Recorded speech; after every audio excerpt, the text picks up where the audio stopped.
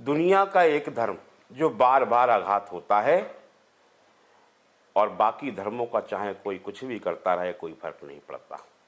जी हाँ, मैं बात कर रहा हूं आज उस बच्ची की 22 वर्षीय शर्मिष्ठा पनौली। उसने कुछ कहा और उसकी क्षमा याचना भी कर ली, लेकिन उसके बाद वाहरी ममता बनर्जी की पुलिस केवल हिंदुओं के खिलाफ ही तुम्हारे पास बहुत कुछ करने को है। तुम्हारी खुद की एक सांसद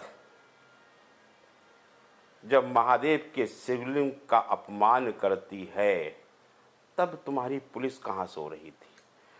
तुम कहां सो रही थी? तुम्हारी सरकार कहां सो रही थी? और आज शर्मिष्ठा जिस बच्ची ने जो कहा उस पर उसने माफी मांगी, सार्वजनिक रूप से माफी मांगी, अपनी वीडियो को हटा दिया। उसके पश्चात भी आपकी पुलिस देखी कितनी कर्मठ है, क्या ईमानदारी निभाई उसने। 1600-1700 किलोमीटर चल के वो हरियाणा पहुंच के गुड़गांव से उस 22 वर्षीय बच्ची को अरेस्ट करके ले जाती है। क्या यह दिखाने के लिए, उन लोगों को खुश करने के लिए कि देखो तुम हमारे वोट बैंक हो, इसलिए तुम्हारी खुशी के लिए हम ये कार्य कर रहे हैं। और शर्म आनी चाहिए। मैं हरियाणा पुलिस को कहता हूं, उनका सहयोग लेने ये पुलिस जब पहुंची होगी।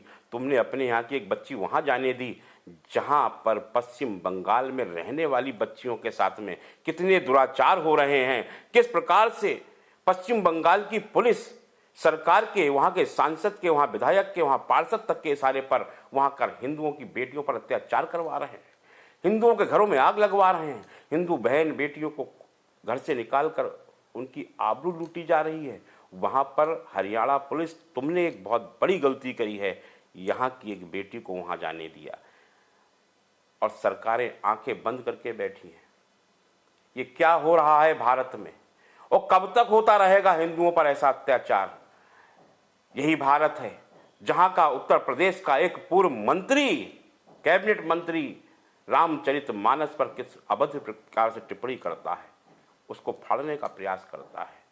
किस प्रकार से बरेली का एक मौलाना तौकीर रजा हिंदू धर्म की माताओं बहनों पर आपत्तिजनक टिप्पणी करता है, धर्म ग्रंथ पर टिप्पणी करता है। आज तक एक गिरफ्तारी नहीं हुई और एक बेटी से निकल गया। 22 वर्षीय बालिका ने ये क्या कह दिया जो इतना बड़ा अनर्थ हो गया। माफी मांगने के बाद, वीडियो हटाने के बाद पश्चिम बंगाल की पुलिस आती है, उसको गिरफ्तार करके ले जाती है और वहां का अदालत उसे तुरंत, उसने बहुत बड़ा जघन्य अपराध कर दिया, वो आतंकवादी बन गई।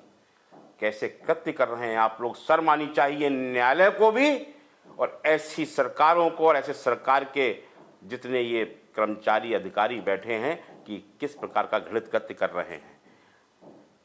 कितने, कौन सा देवी देवता जिसका अपमान नहीं किया? महाराष्ट्र का एक मुस्लिम भगवान श्री चित्रगुप्त जी को और यमराज को मांस भक्षण करता हुआ दिखा रहा है, मांस बेचता हुआ दिखा रहा है, इस प्रकार के कृत्य कर रहा है। उस पर आज तक कुछ नहीं हुआ। हमने खुद स्वयं FIR करी, किसी पर समय नहीं है। लेकिन अगर एक धर्म पर कुछ कह दिया तो उस पर आघात हो गया, धर्म का क्या विरोध कर दिया, हाहाकार मच जाएगा। और हिंदू देवी देवताओं का तुम कुछ भी अपमान करो, कोई हाहाकार नहीं मचेगा। हिंदुओं तो बस समझने की बात है। और एक बात और कहता हूं, वो हमारी बेटी है, भारत की बेटी है।